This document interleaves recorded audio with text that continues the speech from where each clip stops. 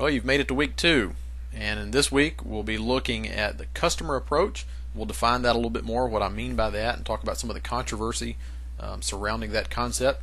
And then we'll look at assessing your organization. How do you really take a hard look at your organization and identify the components that may be important as you put together a marketing strategy. And in the final lecture of this week, we'll actually look at how to put together that complete or comprehensive marketing strategy, and really putting the nuts and bolts together. So we'll get a little bit more practical towards the end of the week. But before we can get there, we need to cover some theory, some topics, and you'll see those in the first couple of lectures of this week. There won't be any textbook reading this week, but there will be several articles that you'll need to take a look at, and they'll just add to the content that we're going to cover in the actual lectures themselves.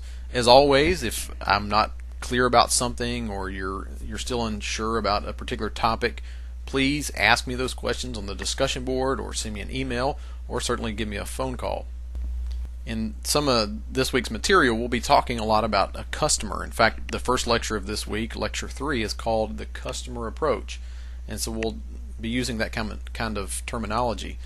We think of the customer being someone in a for-profit business exchange where they're actually buying something or they're shopping at your store and so on. But in the nonprofit sector, we actually have customers as well. We sometimes don't like the terminology in the nonprofit or specifically the ministry realm, but when I use the word customer, I'm simply referring to that person that we're serving. Sometimes we'll call them the constituents or the clients, or sometimes they're part of the stakeholder group that we'll talk about. So please don't be bothered by that term, the customer. Again, we're simply talking about that person that we're serving. So if I work at a homeless ministry, then the people that I'm serving, the homeless folks that I'm ministering to, would be my customer base. When we're talking about fundraising, then our constituents, or our customers in that sense, would be those donors that are going to be supporting the organization.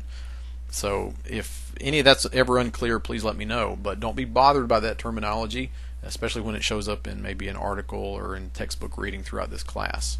So you've got 3 lectures to work through this week, so you want to go ahead and get started, and don't wait till the last minute to get into that material. You want to watch those deadlines that are in the Blackboard assignments, and especially keep up with when you take your quiz, when you complete your discussion board, and so on. You'll also see in this week's assignment folder the information that you'll want to take a look at regarding your marketing project. That's a very significant part of your grade for this class, and you don't want to wait too late to get started on that as well.